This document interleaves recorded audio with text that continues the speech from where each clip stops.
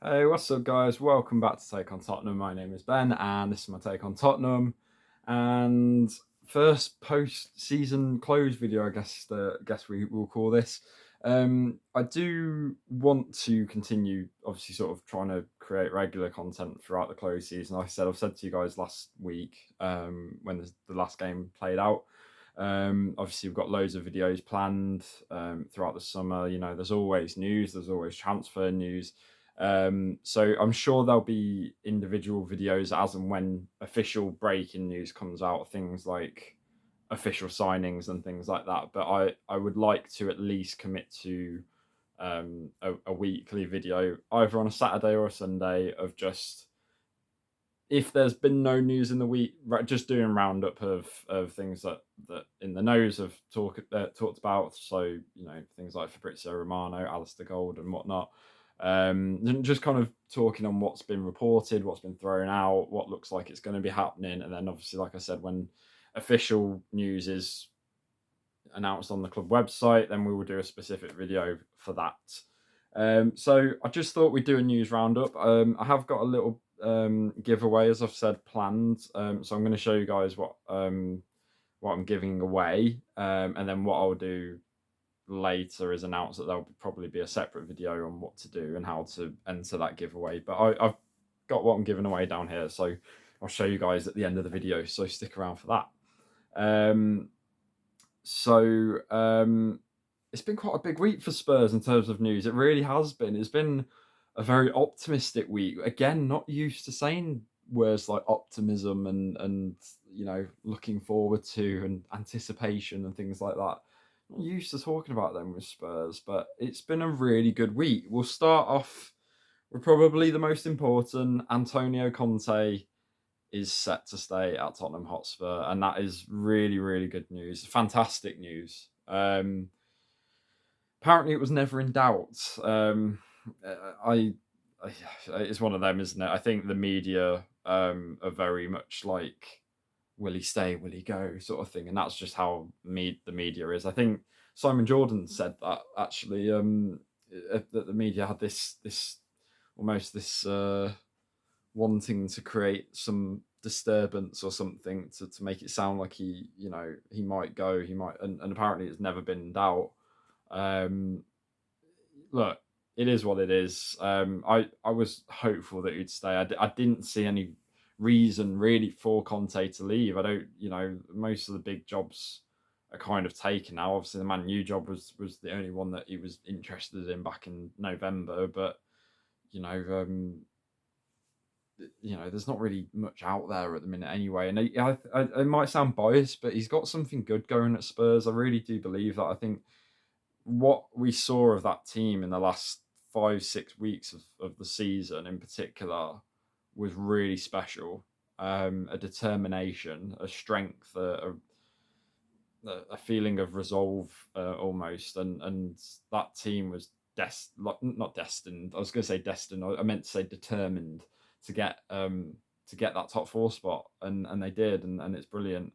So yeah, Antonio Conte is staying. I'm just going to read you a little bit from what was said by Fabrizio Romano. So it's been confirmed, it was never in doubt, and he's now preparing for the next season, the next 2022-23 season. He's already in talks with Fabio Paratici in regards to the transfer plans for the you know for the summer. And following that announcement, it's been speculated. Again, we'll wait until official, but it's been speculated that this sort of decision will help towards Harry Kane's future at the club. It'll be helping, maybe. Apparently, he loves Conte. He loves it working with him. He loves everything about him. He loves playing under him, and also loves that Spurs are showing that ambition. That's the ambition that he wanted to see from the club. And it's just really good to see that, after how last summer went, and we all remember, it's just so good to see that sort of thing coming out instead. And there's rumours that he might actually sign a new contract, so that's really good. Um, yeah, and look, he wants to go and be the club's leading goal scorer. Of course he does. So um, again, I look at it and go, there's not really anywhere for Kane to go to. I don't think. I think the Man City move is gone now. I don't think that'll ever happen. I don't. I think, they've gone and got Haaland, and he's so young as well, isn't he? 20 or 22, I can't remember, but. I don't see that window opening up again for Kane. And Harry Kane would be so happy if he won something at Spurs. I really do think that. I think, you know, there's always the risk of not doing it. Of course there is, but imagine the feeling if he does, and if he does, and he'll be glad that he stayed. So that'll be great if that follows through. Um, the big news that came out after the Conte news is that Spurs have announced, and this was all official on the website, that they have announced that they've had a capital increase. I'll just read a brief bit of the statement. So the club statement announced that the capital increase of up to £150 million. The equity injection provides Spurs with greater financial flexibility and the ability to further invest on and off the pitch. That's a big move for Spurs. It's a big move for Conte. They are backing him. They are backing him. This is what we wanted. This is what everybody wanted. Conte wanted that as well, and it's so weird. It's weird to say, and that's not to say. I know there's this aura that Spurs don't spend, and it's all about net spend, and absolutely I agree with that. I think sometimes they've been, they've trod on their own tail when they could have paid more for a player and then they've not. Jack Grealish was the big one, wasn't it? I think they wouldn't go a little bit more to get him, and then you look at Man City just going in with 100 million, and they've had that in the past so many times. But Spurs have spent money in the past. They have, Ndombele wasn't cheap. He was the club record. Was that 65 million? Davinson Sanchez as well was 41 million, which at the time was the club record as well. Now, granted, you have to say the caveat of those signings just haven't really worked out. So it is about getting the right person, and it's mad how football works. You've bought Davinson Sanchez and Ndombele, let's say for a combined, let's look at it, £100 million, and you look at Dejan Kulusevski and Bentancur, who I think combined.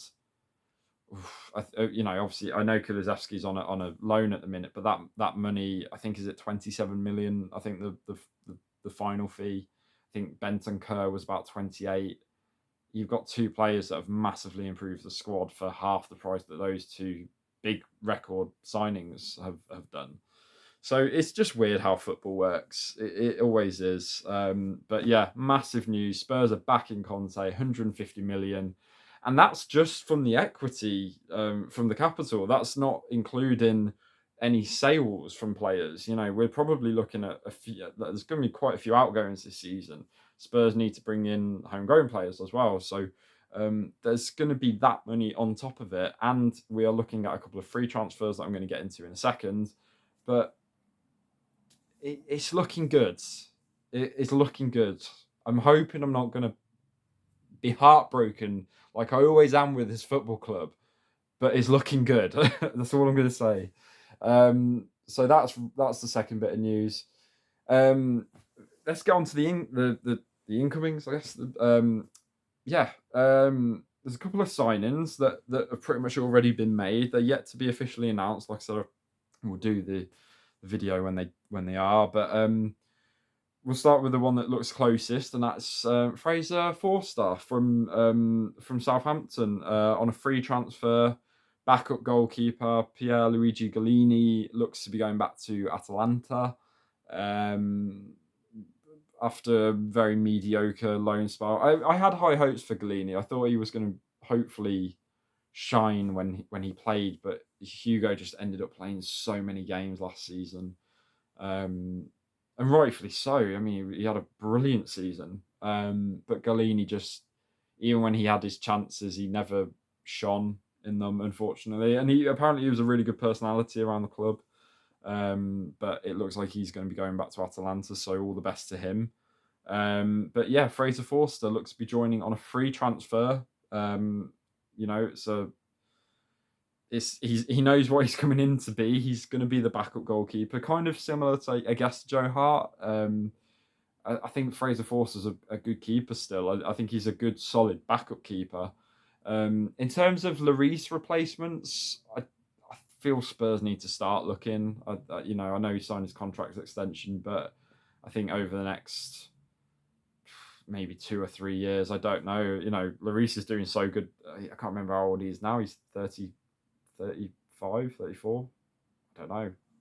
But they're going to have to start looking at long-term replacements soon. And I think I've always there's two that I've always liked and thought would be really good replacements. Sam Johnston, I think, would be a really good one. Fabrizio Romano, however, has said that this is where news gets conflicted, because Alistair Gold said that Spurs are really looking at Sam Johnston and have been for a while. And Fabrizio Romano said that Spurs not even really thought about Sam Johnston from West Brom. So very interesting, but I think he's a cracking goalkeeper. I'd love to see him in a Spurs shirt as a long-term replacement. Maybe it won't happen, anytime soon, but maybe in the next few years, maybe. My other one that I've wanted for a while is Nick Pope from Burnley. I think he's just, even in relegation, some of the saves he's been pulling off, even against us in that game at the Lane, like, he's just a top goalkeeper, and I really rate him highly, and I think he'd be a brilliant signing for us. Maybe not this year, but maybe in a couple of years or something. But yeah, Fraser Forster coming in on a free transfer, backup goalkeeper, nothing more, nothing less. Good, solid backup goalkeeper. I've got no complaints with it. And he's experienced as well. He'll have experience on his side. So that's that one. The big one that's coming in on a free transfer is Ivan Perisic from Inter. This Fabio Paratici is working wonders so far. Honestly, he's done some great signings with the two lads that came in January, but Ivan Perisic on a free is incredible, really incredible. I know he was holding up confirming with Inter. He was maybe looking at extending at Inter. Chelsea, Juventus have been interested in him. But Antonio Conte has got his way. He wanted Ivan Perisic, and Spurs have gone and got him. It looks like it's not official, of course, but it pretty much is at this point. Let's read what Fabrizio Romano said. So he says Tottenham are closing. Well, the keywords. Here we go. Tottenham are closing in on Ivan Perisic as a free agent. Agreement set to be completed. Tottenham have told Inter Milan they are ready to sign Perisic as the agreement now at final stages. Perisic himself wanted to be totally respectful to Inter. As he told them, he decided to realise his dream and join a Premier League football.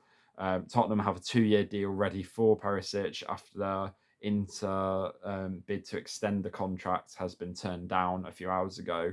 Antonio Conte wanted Perisic as key experience signing for his Spurs project. He was pushing to have him. So this is what I was on about. I said this in the last video in the Norwich game. The top four finish combined with a Conte going into next season, the pull is going to be so important in regards to what Spurs do in the summer.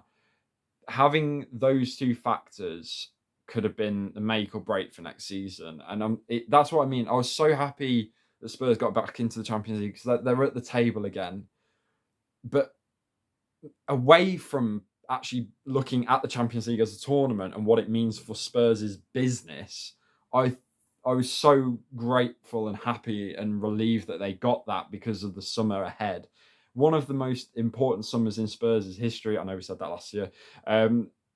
Coming up, I'm so happy that they're going to be spending big. They're going to be not massive. We're not going to be spending hundreds of millions on one player alone. But Spurs are going to back Conte, and this is a sign of it. He wanted Perisic, and they went out and got him. The fact that they did it on a free. There's two players already coming in now, two experienced players, which is what Conte wanted. He wanted Premier League ready players, and to stray away from Tottenham's usual buying for the future policy that they tend to do. And yeah, sometimes it works. Um, and I've got nothing against Spurs' policy, but they have been bit by it in the past where they could have, but they should have bought experience and they went for youth instead, and it's sometimes not paid off.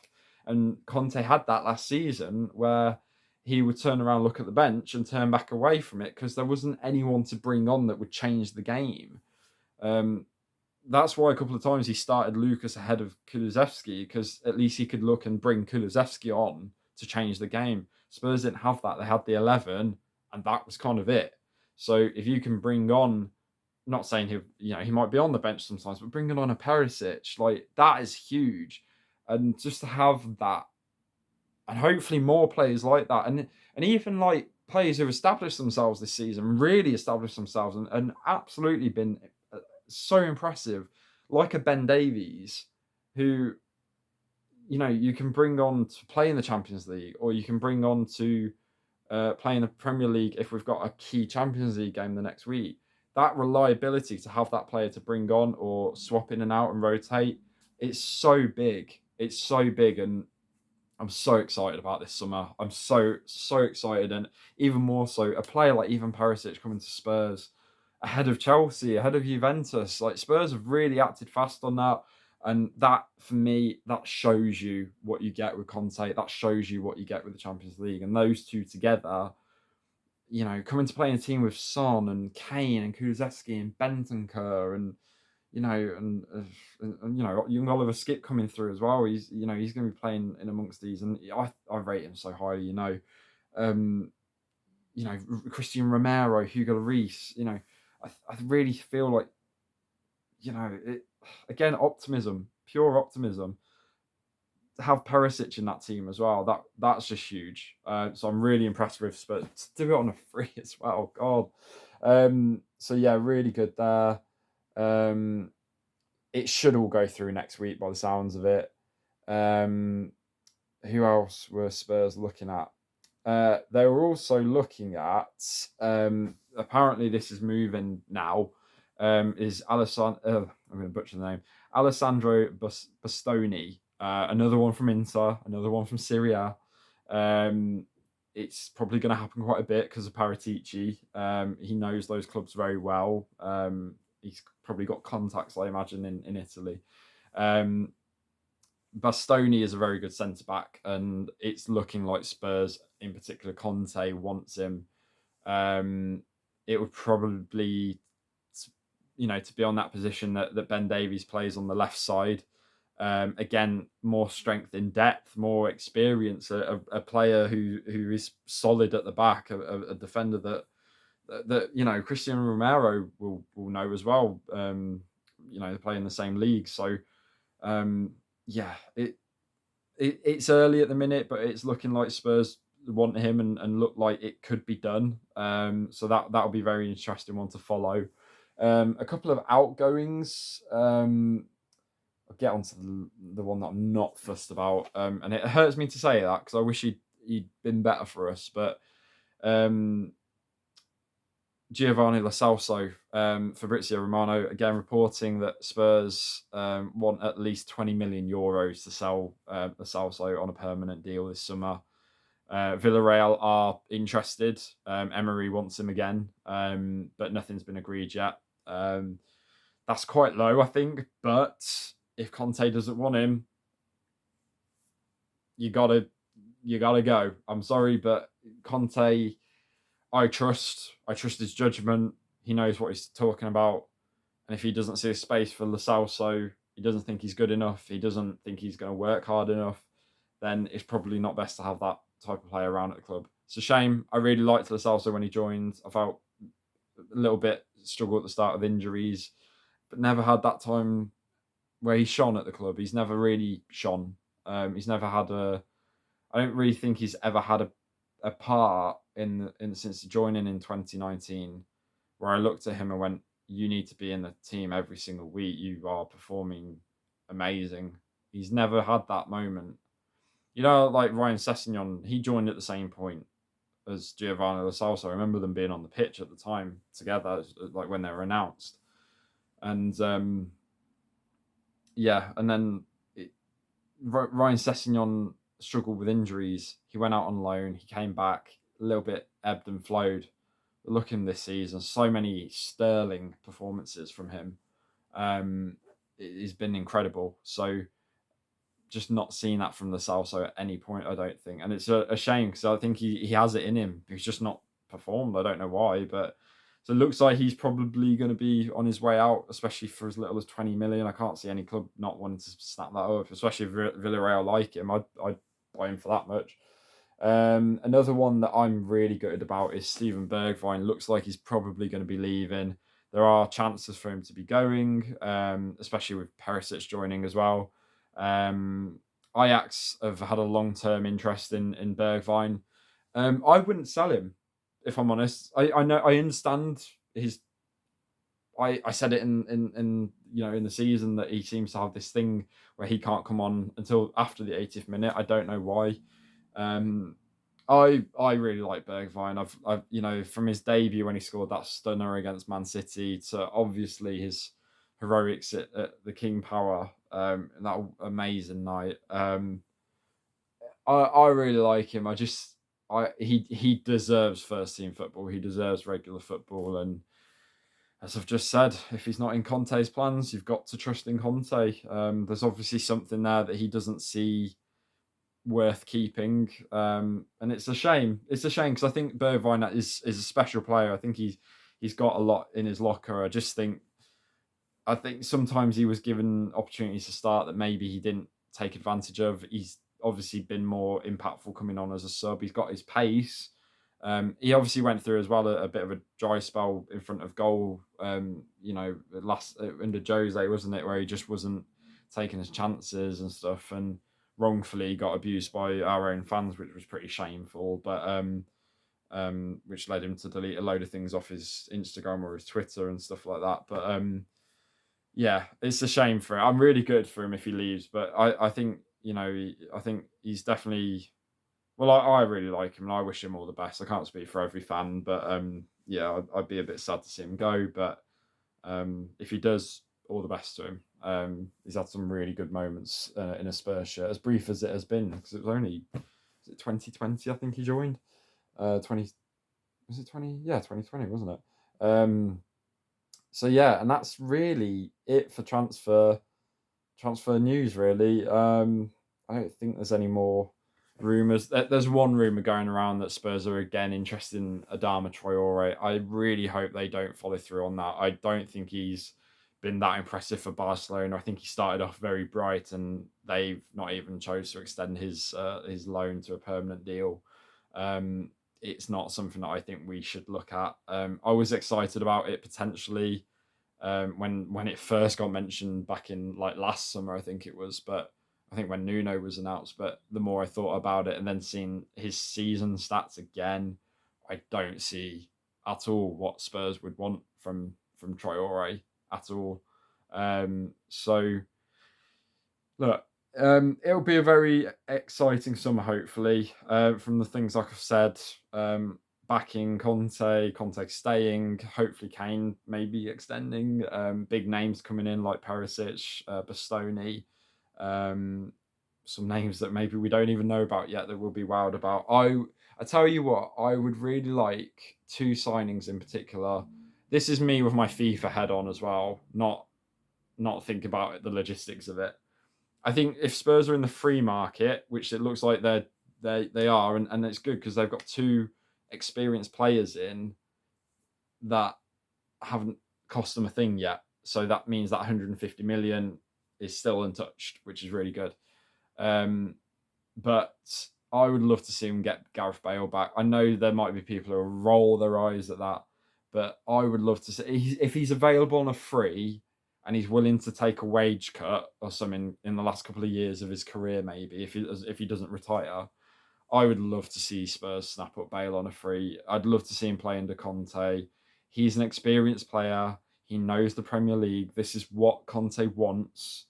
Obviously, injuries we have to see, but I would love to see it. I think if he's there on a free, you have to just go for it, really. That's what I think.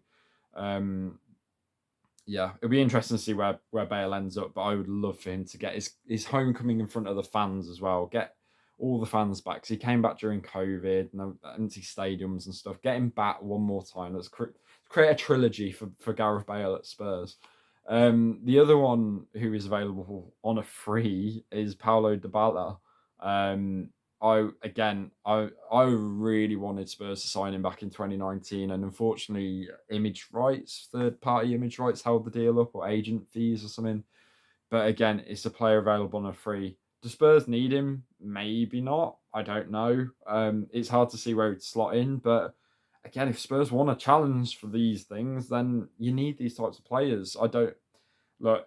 I again, like I said, I'm looking at it FIFA wise. I'm just thinking that player available on a free, you just have to get in there and do whatever you need to do.